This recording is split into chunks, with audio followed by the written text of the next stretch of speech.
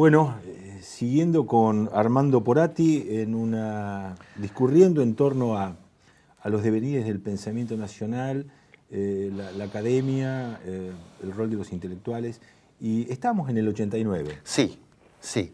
Y después viene la década del 90, el auge, el apogeo del neoliberalismo, y en donde el mundo se transforma en una gran burbuja hiperreal, donde directamente se fabrica una realidad que oculta la realidad por debajo, y en donde todo ese discurso del mercado, ese discurso único, nos encuentra descolocado. Y además, justamente por esta masividad del entorno mediático, que ya no era simplemente un rato de nuestras vidas, sino, digamos, la construcción completa del mundo, cualquier cosa que uno dijera en contra, digamos, cualquier crítica, cualquier pensamiento crítico sonaba abstracto, lejano, arcaico. Era medio como, yo recuerdo que a las veces que intervenía en público había desarrollado una especie de estilo bastante irónico, porque a las afirmaciones sonaban a hueco, ¿no?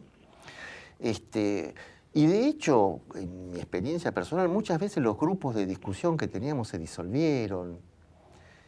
Incluso me refugié bastante en la academia propiamente dicha, porque digo, bueno, espero que el mundo cambie, pero no sabemos cómo es. Y ni cuándo. Ni cuándo, sobre todo. Claro. Aparte, los tiempos históricos no respetan nuestros tiempos biológicos. Y uno va viejito, entonces uno por ahí se preocupa La etapa un poco, de los ¿no? conceptos del viraje, ¿no? Claro. De pueblo a gente, Claro. Bueno, sí, de claro. comunidad a sociedad, ya no hablamos de comunidad, sino de sociedad, socios, otras maneras, ¿no? De caracterizar lo que muchas veces lo decíamos con mayor simpleza, ¿no? En donde justamente lo que se hablaba del pueblo, de golpe la gente que es un sujeto mediáticamente fabricado, que no existe en la realidad, porque la gente, ¿quién es? ¿No? Ahora, como yo tengo, o tenía sobre todo en ese momento, una creencia casi teológica en que la realidad seguía existiendo abajo de la burbuja, me imaginaba que en algún momento la burbuja se iba a pinchar, pero no sabía cuándo. Y efectivamente el siglo XXI vino muy prolijito, su primer año, el 2001, pinchó la burbuja en el mundo con todo el episodio de las Torres y en la Argentina con el 19 y 20 de diciembre, ¿no? Y de golpe nos encontramos en medio de los vientos salvajes, ¿no? En un mundo en donde ya el derecho internacional se había ido al diablo, donde la burbuja neoliberal ya nadie podía creer en ella porque había reventado en nuestras manos, bajo nuestros pies, en nuestras vidas. Acá estuvimos con el que se vayan todos, en fin. Es decir, incluso en la Argentina con la posibilidad muy real de la disolución nacional. Ya había habido operaciones de secesión de la Patagonia, de un comité financiero internacional que nos gobernara, cosas por el estilo, ¿no? O sea, no era una exageración. Luego, de alguna manera, y casi a veces por una serie de casualidades, logramos salir y entrar en otra etapa. Que creo que puede avisorarse ya como un nuevo proyecto de país. Ahora lo notable es que también hay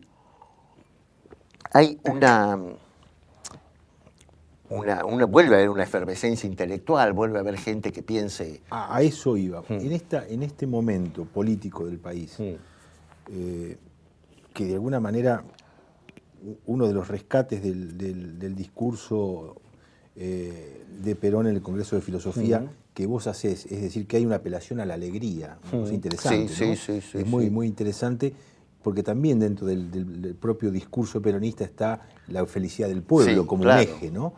Esto se ha vuelto a sentir, es decir, hay una expresión en términos populares de gente contenta, de la alegría como una manera de manifestación del momento político. Sí, eso es un índice, me parece, absolutamente revelador. Y por otro lado, la intelectualidad argentina, ¿vos notás que hay un grado de compromiso mayor que en épocas anteriores? Creo que sí, claro, de vuelta, qué bicho es el intelectual, ¿no? ¿Quién es intelectual y quién no? Pero creo que sí. Ahora, lo que sí veo es que se expresa a través fundamentalmente del ensayo y muchas veces también del periodismo, de un periodismo de cierta calidad, con una mezcla también de géneros, de disciplinas, no sabemos dónde, a esta altura dónde empiezan y terminan las ciencias sociales, la filosofía, la crítica literaria. La academia, en cambio, digamos, la vida universitaria, la investigación académica, se quedó cerrada sobre sí misma, en una especie de segunda normalidad, en donde hay, digo, por ahí un párrafo que me salió más o menos bien, una especie de su apagado murmullo, sus jerarquías propias, y desconectada. Es muy lindo eso, explícalo, a ver. Suena muy lindo. Claro, sí, no me acuerdo. Me acuerdo que había salido bien el párrafo, pero no me lo sé de memoria. Que algún persona muy importante de la academia dijo, parece que esto me lo escribieron contra mí. Se sintió aludido. Sí. No, el hecho de que ya es un ámbito cerrado, además en la filosofía, te hablo de filosofía ahora, sí. No de ciencias sociales, que es otro fenómeno bastante efervescente por otra parte.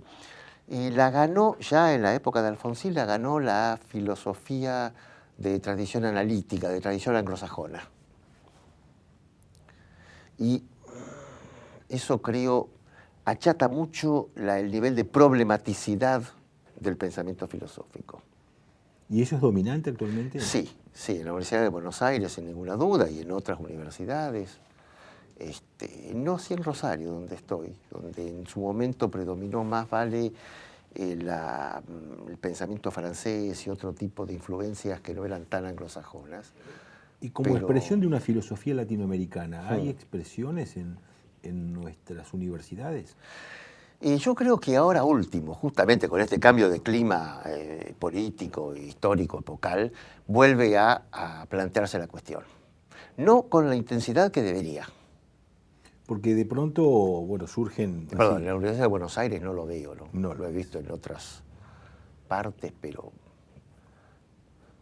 En el ámbito de la filosofía, sí. Por ahí en las ciencias sociales, que la veo medio de afuera, no es tan así, ¿no? No lo podría afirmar, pero...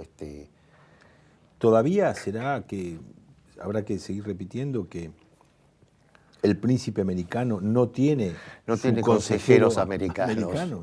Pero afortunadamente. Porque entonces el príncipe tiene que pensar. Bueno, justamente, ¿no? Creo que una de las cosas que dan lugar a una caracterización del momento político es el nivel de iniciativa que tenemos, en este caso de Cristina Kirchner y antes Néstor, de iniciativas de ir profundizando un modelo y haciéndolo carne en términos de proyectos. Hay una cosa que me parece importante, que también la tenía Perón, han tenido los grandes líderes, ¿no? Tanto Néstor como Cristina Kirchner tratan con intelectuales, los escuchan, pero hasta ahí, quiero decir, no están pidiendo letra a los intelectuales. Creo que los grandes hacedores de historia, a veces uno escucha, ¿no? Porque esto va a estar mejor el día que haya 4 o 5 pensadores, digamos, o uno, los que fuere, no sé si gobernando, tipo el filósofo rey de Platón, pero sí, dando los grandes lineamientos. Y no, un verdadero líder, un hombre o una mujer que efectivamente hace política y hace historia, toma lo que tiene que tomar. Los intelectuales, la primera experiencia fue Platón, que se quiso ir a Siracusa a cambiar a los tiranos y le fue, pero tan mal que hasta lo vendieron como esclavo, según se dice. No servimos para eso. Interesante, pero por otro lado también es un desafío porque por ahí vemos que a otro de los del oficio de la filosofía como Foster, puestos a discutir, a defender en términos políticos, con argumentos sólidos que vienen desde la academia, en un plano mucho más terrenal que antes pensábamos ver a un filósofo. Por supuesto, o pero justamente por González, eso digo, cambió el clima de época, el intelectual está haciendo otras cosas. A lo que voy es que el consejero no puede sobreponerse al príncipe. El príncipe toma del consejero lo que casi diría intuitivamente sabe que le sirve. Pareciera ser que esto es dominante en el plano, por lo menos sudamericano, ¿no? También. esto lo vemos también con otros líderes que en realidad el pensamiento y la acción se corporizan en ellos mismos, ¿no? Claro. ¿Cómo vemos el tema esto de lo colectivo, ¿no? Porque todavía, digamos, nos falta recorrer algún trecho para dejar de simplificar en términos de sociedad y pasar al concepto de comunidad que planteaba Perón en la comunidad organizada, esta idea del plano de la armonía, digamos, en el plano de la comunidad versus esta cuestión de la sociedad de socios que nos impuso el neoliberalismo. Sí, ¿Estamos en ese camino? A ver, yendo a la comunidad organizada, que a veces ya ha tildado de totalitaria, porque bueno, esa comunidad englobaría todo, yo creo que más vale es utópica. O sea, por lo menos desde que existe el capitalismo, eso estaba claro en la sociología alemana de principios de siglo, comunidad y sociedad, especialmente en Tönnies, no tanto en Max Weber, aparecen como momentos históricos, diacrónicos, ¿no? La comunidad es las sociedades precapitalistas. Y a partir de ahí, no sé, habría que ver hacia atrás tampoco, ¿no? Pero a partir seguramente de la organización capitalista del mundo, ese tipo de sociedad cerrada sobre sí, armónica, si es que lo era, etcétera, no es posible. Siempre toda convivencia va a haber intereses contrapuestos y todo lo demás. Ahora, yo había pensado años atrás el concepto de comunidad no como un cierto tipo de organización concreta, con ejemplos históricos, sino como ese horizonte de lo común en el cual vive toda comunidad, por disociada que sea. En ese sentido también la sociedad global es en cierta forma una comunidad, porque hay un horizonte de mundo que se tiene en común y del cual tampoco nos podemos desmarcar. Nuestro pensamiento de nuestra propia comunidad no puede dejar dar la espalda, no sé, se volver a algún tipo de organización que no esté dentro de ese marco, ¿no? El asunto creo que no son, por lo menos tal como yo los uso, comunidad y sociedad no son términos opuestos, sino ver el conjunto y ver cómo se desenvuelve internamente ese conjunto. En ese sentido, una sociedad puede ser más o menos equilibrada, pero siempre estamos dentro de un mismo horizonte, que es lo que yo llamaría comunidad. Si ese horizonte se quiebra, desaparece, ya, digamos, lo que llamaríamos la nación o la entidad histórico-política del caso se ha roto. Bien, Armando, hay un elemento bastante dominante en el sentir popular, digamos que el pueblo ha recuperado la esperanza. Es decir, en realidad hay digamos, la sensación esta que decíamos, que expresiones varias en términos de la alegría, de la felicidad, las expresiones artísticas, el incremento justamente del nucleamiento de los jóvenes en torno a este tipo de actividades, dan lugar a que pareciera una nueva época.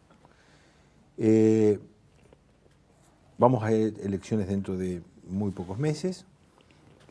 Aún que estamos en etapa, digamos, preelectoral, se nota en general una situación de esperanza por los tiempos que vienen, más allá, digamos, de las estadísticas o los análisis de porcentajes. Sí.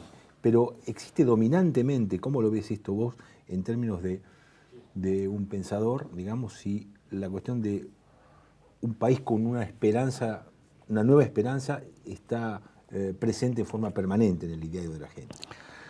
Es un material muy rico para pensar, pero creo que eso se percibe más que como pensador, volviendo al cuerpo y la cabeza. Se lo experimenta sensiblemente. Creo que primero hay que darse el lujo, darse permiso para experimentarlo en carne propia, y a partir de ahí, en todo caso, se lo podrá pensar, viendo además cómo se desarrolla, porque ningún proceso es fácil. Si hay algo que le tengo miedo en este momento es al exitismo. Porque nada se regala en la vida, ni en la historia, ni mucho menos en la política. Pero uno siente en determinados momentos impulsos hacia adelante, como otras veces ha sentido el impulso hacia atrás o hacia abajo. Y creo que intuitivamente uno se da cuenta de que eso es muy difícil de ser frenado. Que cuando la ola viene no tiene más remedio que desarrollarse, que romper y arrastrarnos con ella. Bueno, volvamos a vos nuevamente. Tu actividad fundamentalmente está en torno a la filosofía antigua. Sí, mi especialidad académica, digamos, es esa, sí. ¿Es posible decodificar con los alumnos, digamos, los elementos de la filosofía antigua y traerlos al plano de la realidad? Es que es un terreno que me apasiona porque los griegos son gente, se las traían, no eran buenos chicos. Hay momentos de la antigüedad que yo creo son el paralelo más próximo al mundo contemporáneo. En la Atenas del siglo V hay un proceso de desacralización del mundo, de puesta en marcha de una democracia restringida, pero de puesta en marcha de una democracia imperialista, por otra parte, de un manejo del poder, una conciencia de que el poder no es algo que viene digamos, con un trasfondo religioso, sino que es algo que se construye técnicamente, que da para pensar, es decir, no me he ido de los griegos hasta ahora porque me sirven absolutamente para el ida y vuelta. Bien. Además, perdón, hay algunos autores clásicos que es necesario leer porque son contemporáneos. En los Estados Unidos, en las academias, en la formación de administrativos, como ellos dicen, de gente que está manejando las relaciones internacionales y demás. Tucídides, por ejemplo, es un autor sobre el cual se produce una gran cantidad de tesis de doctorado, empezando por la de Henry Kissinger. Ajá. ¿No? Y la discusión, digamos, de Leo Strauss y sus continuadores, sus discípulos, sigue siendo una discusión sobre los antiguos. Bueno, Armando, es muy largo los temas que podemos abordar contigo. Nuevamente creo que en otra oportunidad vamos a seguir profundizando en este capítulo tuyo de la comunidad organizada, bueno, que se llamaba la comunidad organizada Texto y Gesto. Algún día vamos a volver sobre el tema del gesto. ¿Cómo no? Muchas gracias por estar con nosotros. No, por favor, gracias a ustedes.